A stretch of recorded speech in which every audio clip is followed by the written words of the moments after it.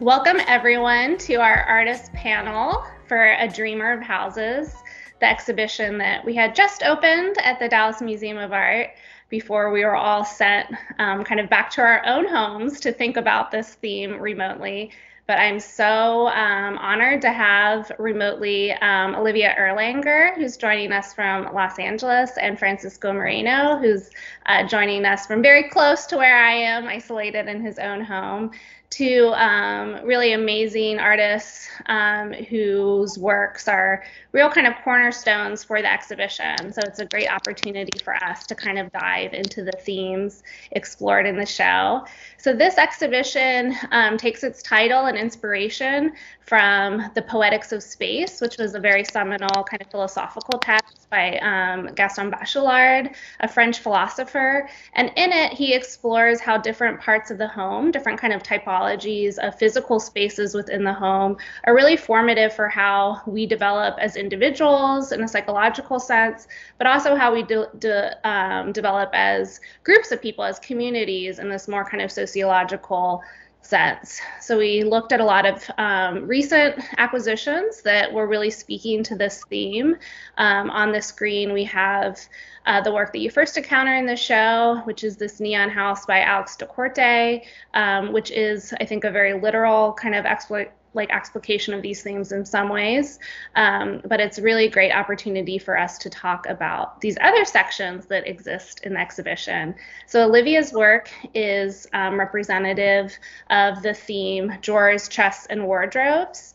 So the titles for these sections were taken from chapter titles in Bachelard's text, and some of them deal more literally with the theme, some of them less literally. But this was a really exciting opportunity for me to bring up different examples of these kind of hybrid, domestic, I think of them as being these kind of anthropomorphic furniture pieces that explore in some ways themes that are very fantastical, and in some ways themes that are very political, in some way themes that are, light, but also very serious and dark. And the three works that we're seeing here, Olivia's is on the left, which we'll delve into, but we also have works by Robert Pruitt and Sarah Lucas that take forms borrowed from furniture or from these kind of appliances that we know from the home, and explore different themes, including whimsy, but also sexual politics, gender politics, the idea of kind of gendered labor, which is also in some ways explored by some other works that are very close to Olivia's in the show. We're seeing works by Pippolotti Reist and Janina Antoni that I think are also dealing very explicitly with some gendered ideas within the show. And so here we have Olivia's beautiful Pergusa, which really it's such a stunning work. I think you're instantly drawn to it. There's a big undercurrent of the idea of the uncanny and surrealism in the exhibition, which this is such a lovely, I think, updating of. So this idea of taking two things that are very different and juxtaposing them together. So we have this mermaid tail and this industrial washing machine. And to me, this is a really great example of how there's a common theme between Francisco and Olivia's work that even though they're very different, what they have in common in part is taking forms or typologies from the home, but also seeing how they exist in kind of public space and blurring this kind of distinction between private and public space. And there's these wonderful photographs that Olivia took of the mermaids kind of in situ in a laundromat. So here is kind of something that some of us know privately from homes, but also exists in a very public space. And Olivia, I was wondering if you could maybe talk a little bit about the inspiration for the work and some of the ideas that you were thinking through and any resonances you see with some of the works around it in the show. Sure. Yeah, these photos are from the initial installation that I did called Ida, which was staged in Mid-City in Los Angeles at a laundromat. And I had initially been thinking of these mermaid tail sculptures and had been working with Mother Culture, who were curating the space. And when we were talking about it, I was really speaking to like an idea of chimeric femininity, this idea that like women have to constantly shapeshift depending on their context and surroundings. And in terms of labor, we have to do like a lot of emotional labor, domestic labor, work in the workforce, and this idea of the mermaid as kind of like an iconography of that transformation was really resonating. And the two curators, Milo Conroy and Jared Madere, were actually at their local laundromat, and they called me and they were like, we have an idea. And I went and I saw the space, and I was immediately like, this is kind of the perfect intersection of a lot of what my practice is already really looking at, which is this idea of like an American delusion. So inserting a fantastical, surreal element into the laundromat in Los Angeles, of all places too, where like Hollywood is so ubiquitous, seemed like a great opportunity. And I really enjoyed this project because it was actually up for 2 weeks, and we had, everyone was doing their wash and kind of having to interact with the sculptures, which hadn't really happened before. The name of the show, Ida, comes from Freud's first case of female hysteria, Ida Bauer. And female hysteria, as we know, is not necessarily a real thing. But when Freud was first diagnosing this woman who was experiencing voice loss because of a past trauma, that in terms of like a read with mermaids really resonates with Ariel and her giving up her voice to walk on lands to seduce the prince. So yeah, this project then turned into the Percusa series, which are the freestanding washing machines. And I think that for me, the piece that is in your show has a really nice sort of like friction with the home, because obviously an industrial washing machine isn't set in a domestic landscape. It's very different. And it's referencing, for me at least, an aspirational quality of home ownership and of having the luxury of being able to have a washing machine and a dryer at your own home. So yeah, I guess that's kind of the like brief synopsis on those sculptures.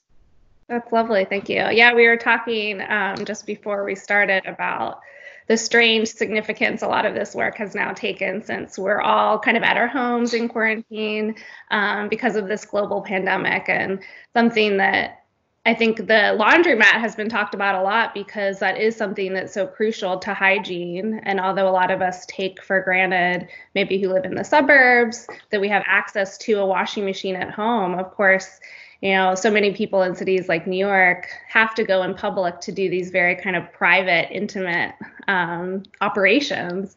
And so I think that it's extremely interesting about, who has the right to privacy.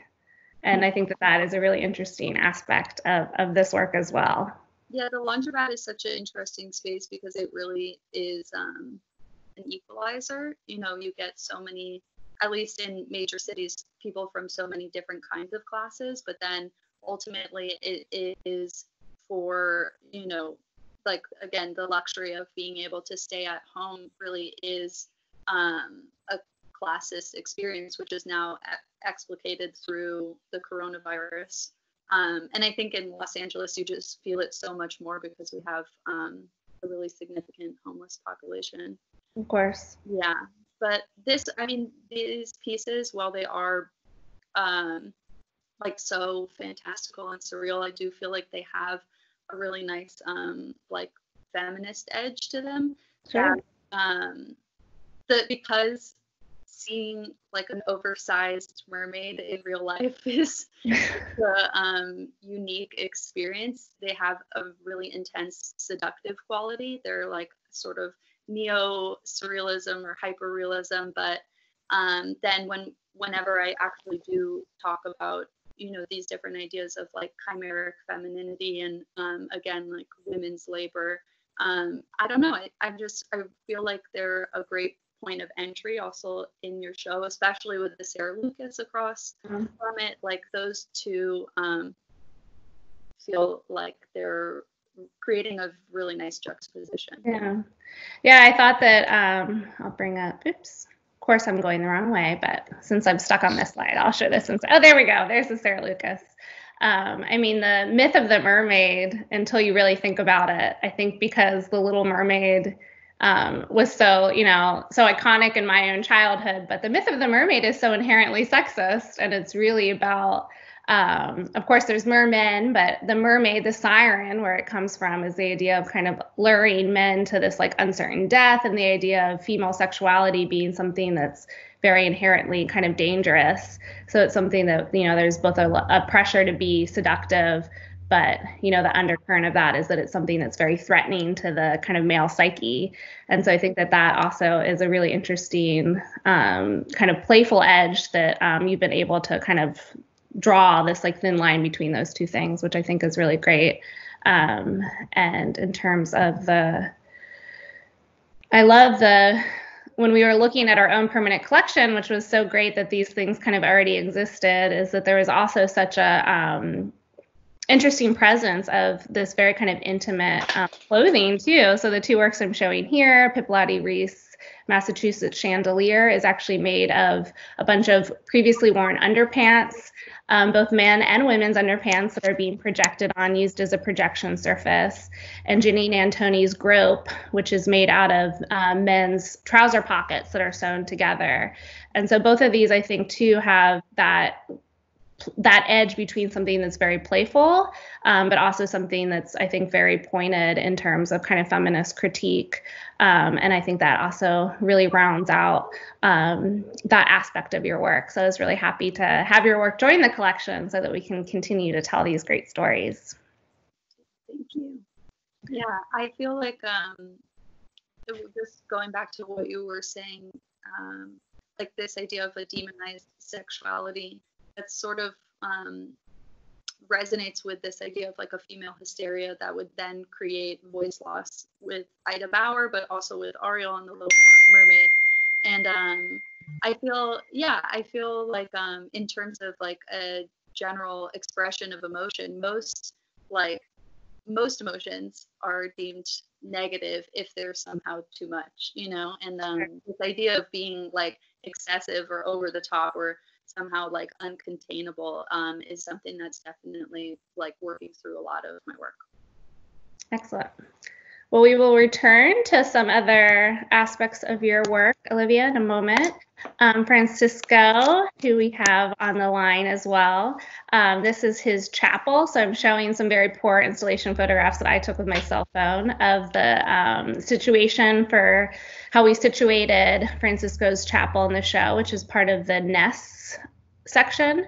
And Nest really deals with the idea of interiority and the interior lives that are lived within these typologies of domestic space. So around Francisco's work, we showed really beautiful depictions of lived space by artists like Willard Watson, the Texas Kid, to the left, Clementine Hunter, Ferna Koch, Romare Bearden, and Jacob Lawrence. And some of them depict really intimate depictions of the family or extended families. And then here are some shots of the lovely chapel. So beautifully designed as an object from the exterior. I love the exterior shot of it so much. And I'm sure Francisco will tell us in a minute the inspiration for the form itself.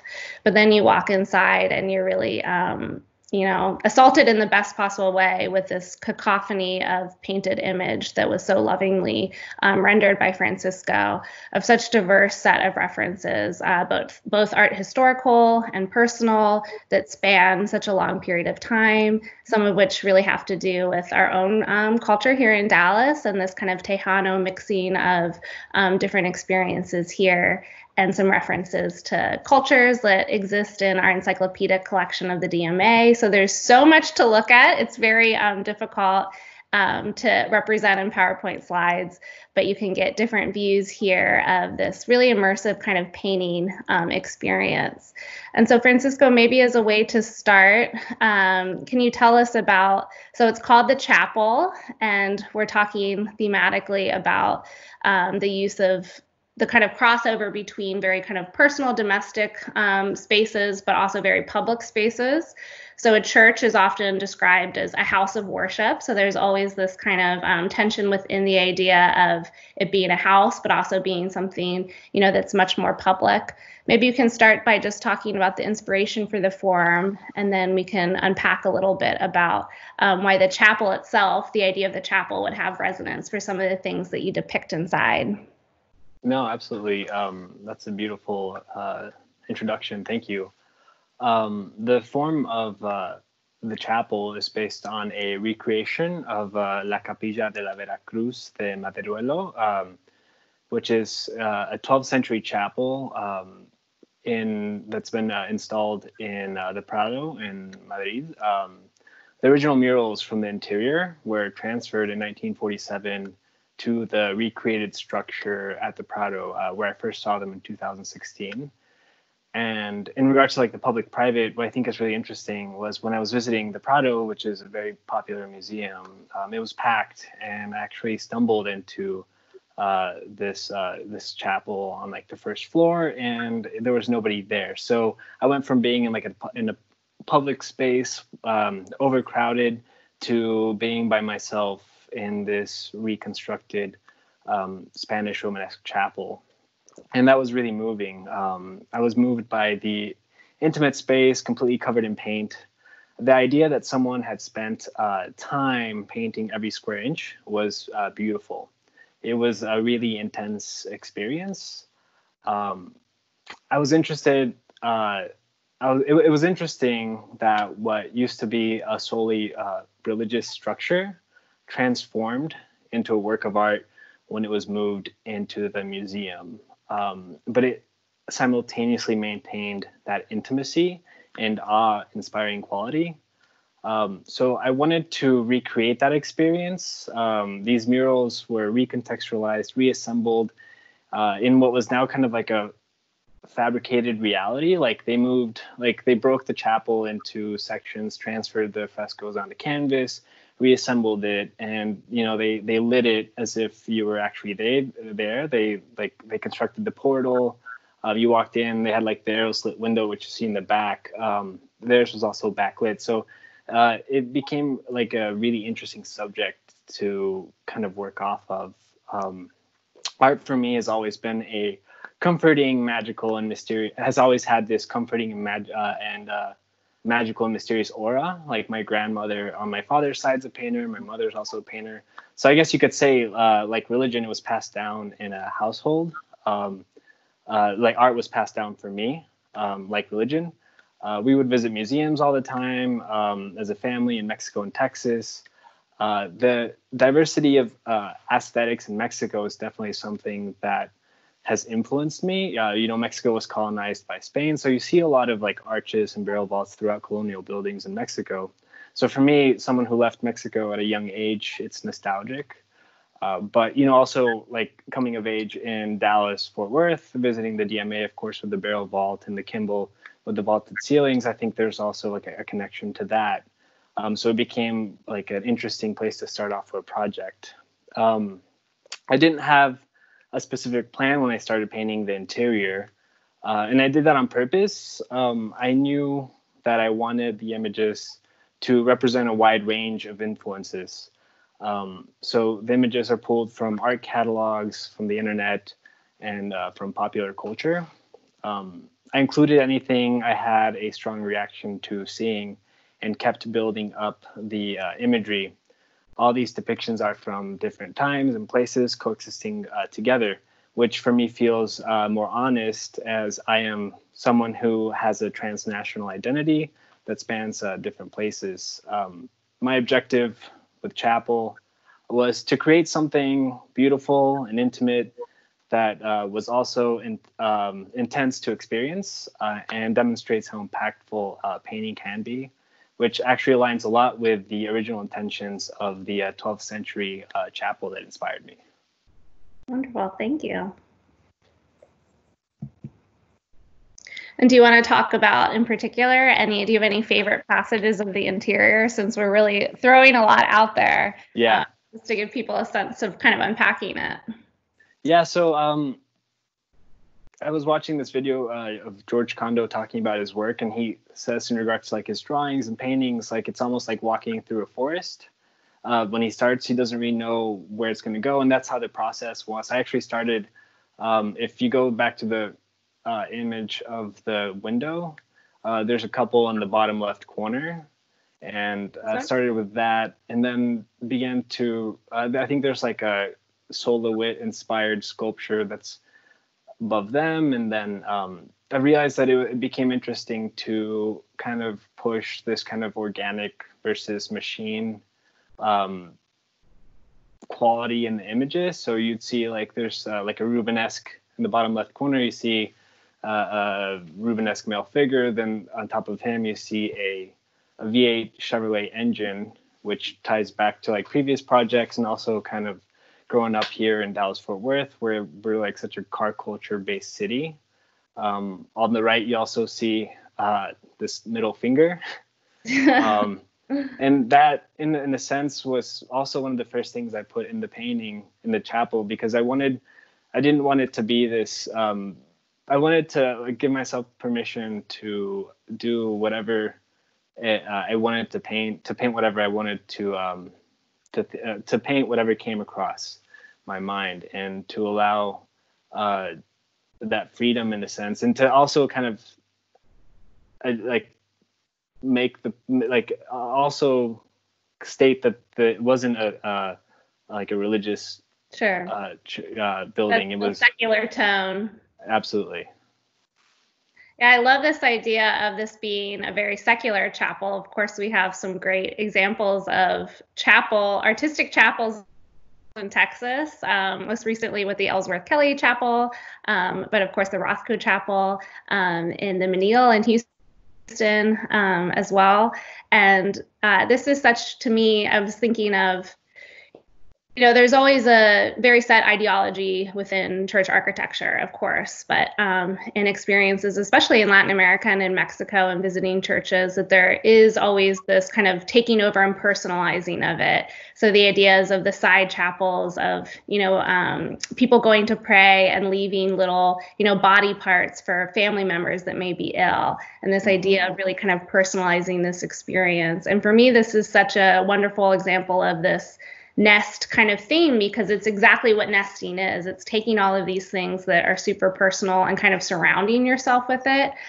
So there's this very kind of like loving feeling of being inside of it that I think that is, it's such an example of your personality, which also is, kind of the idea of being in the home and kind of personalizing it. So there's really this sense of, I think, kind of love that comes through in the work.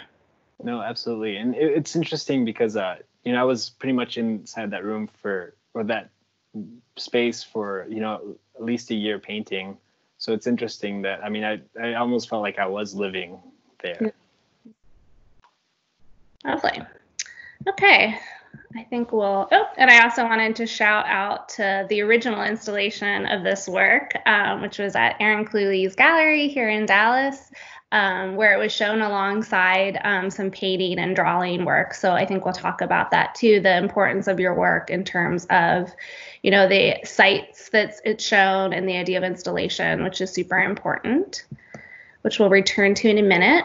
But coming back to Olivia's work, so I wanted to situate the works that are within the show with some broader themes that you both explore in your practice. And so I'm just showing a few images here from, I believe, a 2008 show from And Now Gallery here in Dallas, which had these amazing shoes, which I love so much. And then these beautiful kind of hybrid relief painting sculptures that have drapes. And so I love that in this show too, you're really using typologies that exist. They're both very kind of intimately known and very quotidian, but I think also have a lot of resonance in terms of psychology. The idea of the shoe can't be any more, I think, really charged in that way, but also the window and kind of metaphors of, art being a window out into the world. So Olivia, I don't know if you could talk a little bit about maybe these works or some past sculptures that you've made that intersect with some of those themes. Sure. Yeah, I feel like, so much of my practice is looking to the home and all the different signifiers within the home. These pieces, actually, the textile that has a digital print of photos from inside of the Wyncliffe Manor, which is where the phrase "keeping up with the Joneses" comes from. That was actually based on the Joneses family, and they had a very beautiful house, which became the envy of the neighborhood. And so, embedded within these sort of, blinds, but also small sort of. I was actually thinking of them when I was creating them as like dioramas, like folding a photograph of a corner of a house that now is in disrepair. And then allowing that to become like an object that would function somehow within the home. This is like a lot of mistranslations of material, of, again, objecthood. And I love these pieces. I think that they do end up having a very emotive quality, but also reference sort of like a restoration hardware, or like they sort of have this like rustic home interior element that I do think is important when kind of looking at a lot of my work, that there is like an element of humor, again, with materiality. And the slippers are sort of an impossible slipper. They're house slippers, and they're made out of porcelain, and they're, in terms of their architecture, I was looking to create like a very simple, almost like floating shoe that would be impractical, impossible, but something that would reference also mobility and the potential for like stepping into them and walking into any of the wall pieces if they were dioramas or if they were windows, but also the fact that like they could never bear weight. And yeah, I love those pieces so much. I love the slippers so much. Yeah, they're very sweet. I think, again, in terms of like my greater practice, the home is always the starting point. Suburbia as just like almost like the well in which I'm constantly delving into. That is like my inspiration for a lot of recent sculptures. I made these oversized snow globe sculptures that have architectural replicas of my childhood home inside of them. And yeah, I feel like, again, this idea of the American dream turned into delusion is something that also then is more fully explored in the research that I did for the book Garage, which looks to that room of the house, which is sort of like an addendum to the home, but also maybe no longer that functional now that cars are weatherized. You can leave your car just on the street. You don't necessarily need a garage. So the garage becomes a space of transformation. And this book really outlines not only the history of the garage. I wrote it with my friend Luis, who's an architect, and I had done a sculpture just with a freestanding garage door. And at the same time, he was presenting his thesis on how Frank Lloyd Wright claimed to be the inventor of the garage. And from there, we ended up writing this book, which moves from the history of that first garage, which was attached to the Roby house, and then kind of traces like the advent of suburbia. And then we look to all the different pop culture references and permutations of the garage today. Sorry, what were you saying? Oh, so go ahead. Oh, I was just going to say, like, I think that that's a really good way to kind of access how I work, which is predominantly research-based. And then I move from that into thinking about different vehicles through which I can sort of disseminate the different writing and research that I'm doing. Yeah, that was almost exactly what I was going to ask, is just how the, kind of practice of writing a book fits into your oeuvre. I think it's so great that, there's some object sculpture where sometimes you see something very simple and then you read, the artist like polemics about it that can be pages and pages of long, and there feels to be a big disconnect. But what I think is so wonderful about your work is, though, it is very research driven and conceptual. Exactly what you're saying about the blind pieces, it's very emotive. So it's not this very kind of cold object that you then have to, project theory into. Like it creates its own world so easily that it's such a beautiful embodiment of that without it feeling too forced, which I think is such an amazing accomplishment, which seems very difficult to do. The practice of, do you see this as part of your artistic practice, this book, or how does this relate kind of to you in this more, I guess, kind of practical way? Yeah, I do see, I think that the book lends itself as sort of, again, like a foundation upon which like my sculptural output is then always referencing back to, because again, it does really lay out, like, again, the history of suburbia, and many of the materials that I'm using are predominantly suburban.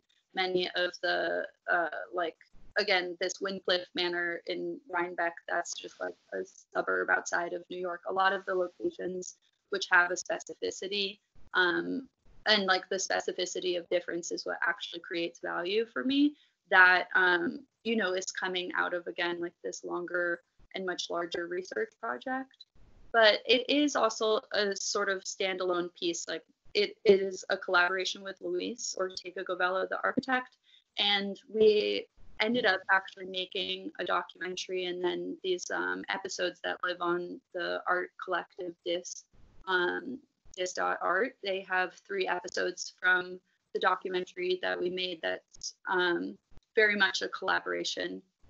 And yeah, I think that it's almost like I'm going like room by room in my practice, or like each room of the home has a different typology of function, and sort of I'm moving from either like the bedroom with the house slipper to the laundry room, or like the kitchen, and I just feel like I'm sort of shifting my focus, but within like a very like clear parameter, almost like the foundation of a house. Yeah, I love that. I think both you and Francisco actually deal most explicitly in your work with actual typologies within the home. So it actually is a really explicit, interesting way to think about it, is that it's so conscious in a way that is really, I think it deliberately puts a lot of these ideas or assumptions that we have about these characters, in question, which I think has been so helpful for me in thinking through the ideas of the show. So it's been great to have that really kind of thoughtful explication from you as an artist who's also a brilliant writer. I guess my last thought on that is just that I think that architecture is a force unto itself, and the way that it imposes on the people who reside or have to interact with the architecture, that kind of energy that it exudes, and then also the way in which it programs different actions and functions, that's very interesting to me. And looking at it makes me think a lot about the chapel and that sort of domed arch, what that actually does to a person having to be in a space that has like one small shaft window and this sort of arc. I don't know, it's almost like it programs into you a feeling of holiness. Well, that is a wonderful transition.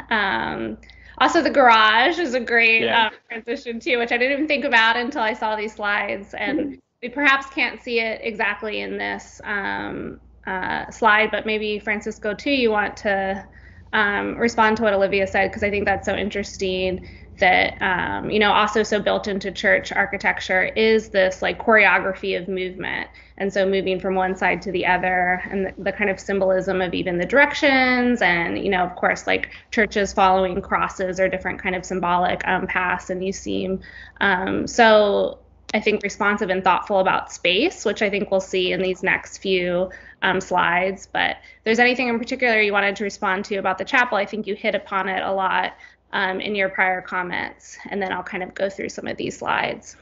Yeah, well, I love what Olivia said about just like the ritual of like putting on your slippers to move from room to room.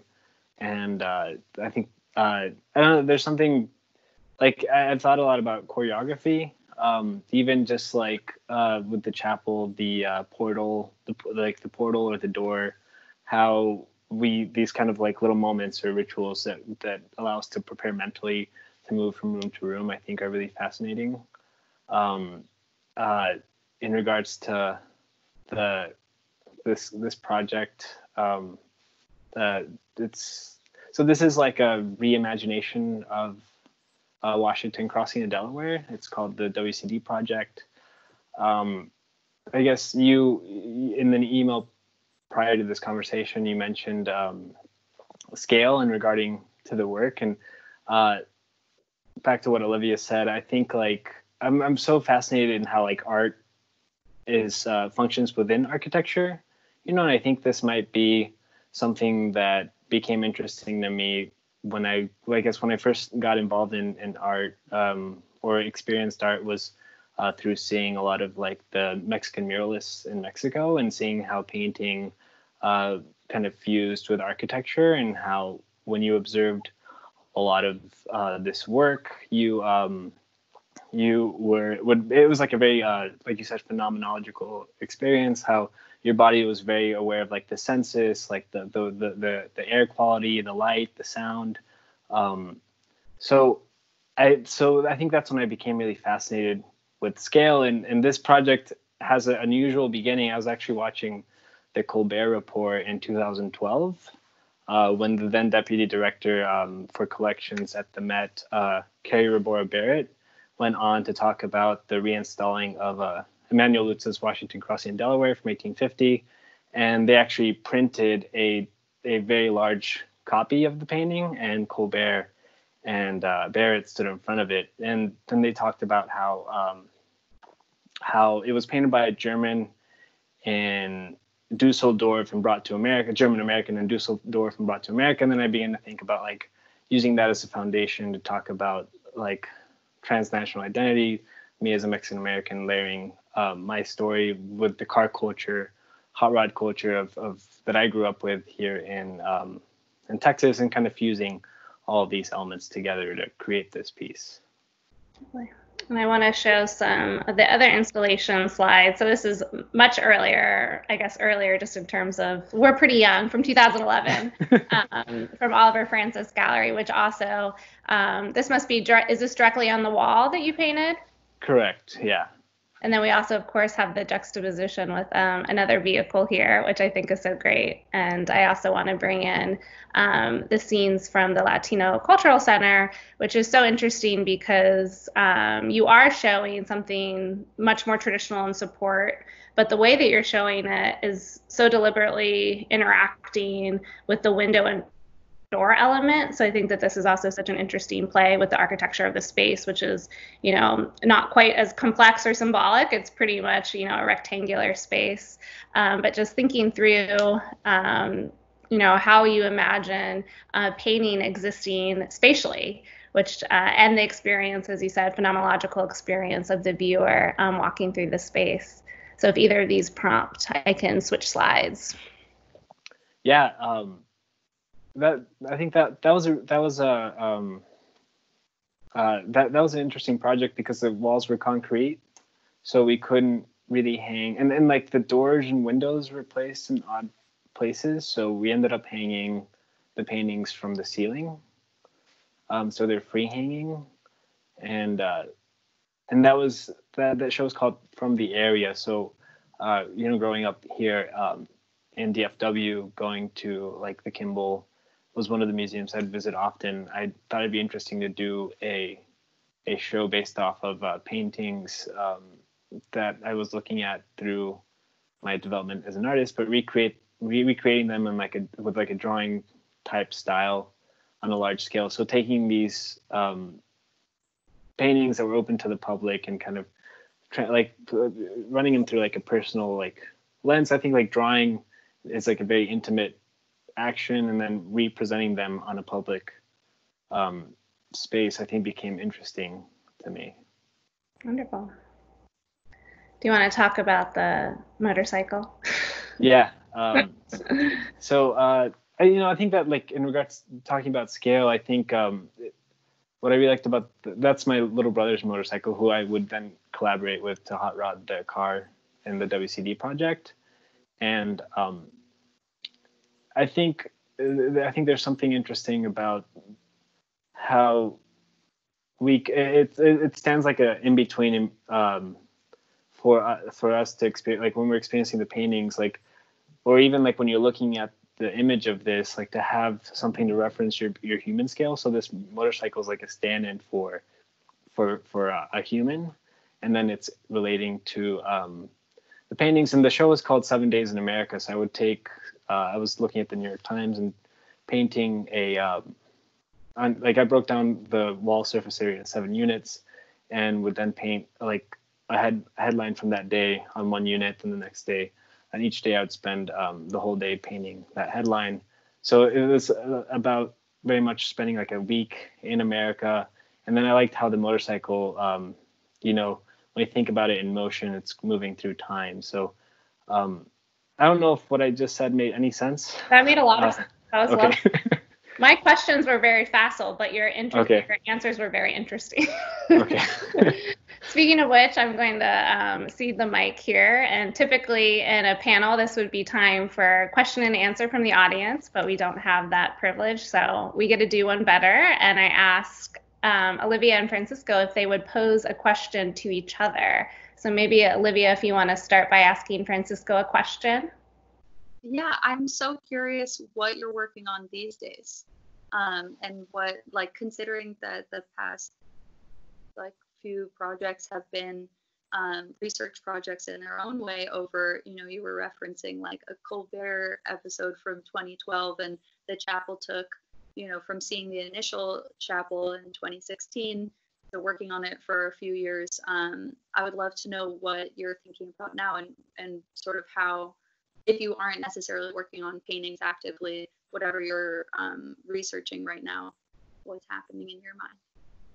No, thank you. That's a beautiful question. I'd like to, like, so I was actually in Milan at the end of last year, so I got to see your show at Gallery Zero. Oh, cool. So I thought that was really cool. I wish I could have. And I was we can talk about, I was interested in like that washing machine in relationship to like the washing machine at the DMA.